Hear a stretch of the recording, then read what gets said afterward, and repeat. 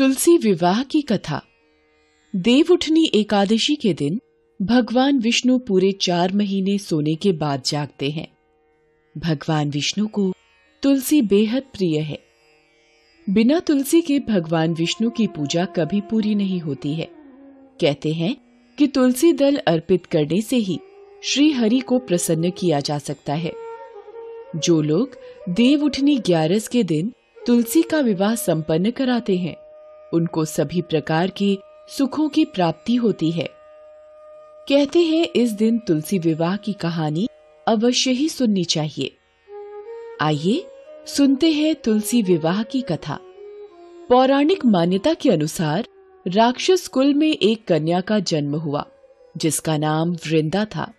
वो बचपन से ही भगवान विष्णु की भक्ति और साधना में डूबी रहती थी। जब वृंदा विवाह योग्य हुई तो उसके माता पिता ने उसका विवाह समुद्र मंथन से पैदा हुए जलंधर नाम के राक्षस से कर दिया।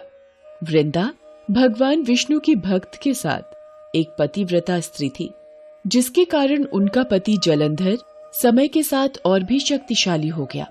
सभी देवी देवता जलंधर के कहर से डरने लगे। जलंधर जब भी युद्ध पर जाता, वृंदा पूजा अनुष्ठान करने बैठ जाती। वृंदा की विष्णु की भक्ति और साधना के कारण जलंधर को कोई भी युद्ध में हरा नहीं पाता था। एक बार जलंधर ने देवताओं पर चढ़ाई कर दी, जिसके बाद सारे देवता जलंधर को परास्त करने में असमर्थ हो रहे थे। तब हताश होकर सभी देवता भगवान विष्णु की शरण में गए और जलंधर के आतंक को खत्म करने के उपाय पर विचार करने लगे। तब भगवान विष्णु ने अपनी माया से जलंधर का रूप धारण कर लिया और छल से वृंदा के पतिव्रत धर्म को नष्ट कर दिया। इससे जलंधर की शक्ति कम होती गई और वो युद्ध में मारा गया।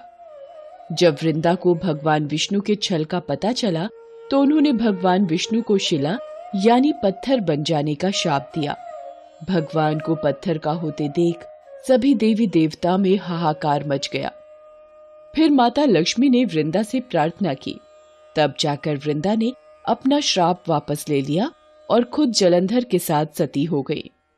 जब वो उसके साथ भस्म हो गई तो कहते हैं कि उनके शरीर की भस्म से तुलसी का पौधा बना।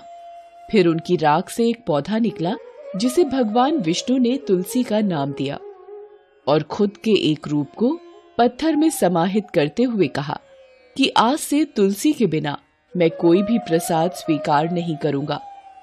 इस पत्थर को शालिग्राम के नाम से तुलसी जी के साथ ही पूजा जाएगा। तभी से कार्तिक महीने में तुलसी जी का शालिग्राम के साथ विवाह भी किया जाता है। आइए जानते हैं तुलसी विवाह की पूजा विधि। तुलसी विवाह के दिन तुलसी के पौधे की शालिग्राम से सनातन धर्म के अनुसार विवाह कराया जाता है।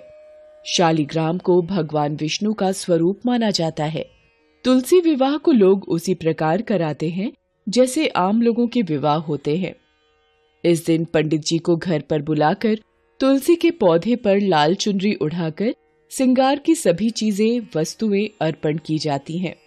हिंदू धर्म के अनुसार तुलसी पूजा करने से विशेष लाभ प्राप्त होता है, इसलिए प्रत्येक घर में तुलसी विवाह को अधिक महत्व दिया जाता है। तुलसी विवाह के दिन कन्यादान भी किया जाता है, क्योंकि कन्यादान को सबसे बड़ा दान माना गया है। तुलसी विवाह के दिन सूर्योदय से पहले उठकर स्नान करें, साफ वस्त्र धारण करें और व्रत का संकल्प लें। तुलसी विवाह के दिन तुलसी के पौधे को लाल रंग की चुनरी उड़ाएं। इसके बाद तुलसी के पौधे पर श्रृंगार की वस्तुएं चढ़ाएं। पत्थर रूपी शालिग्राम को तुलसी के पौधे के साथ स्थापित करें। शालिग्राम को स्थापित करने के बाद तुलसी के पौधे का विधिवत पंडित जी से विवाह करवाएं।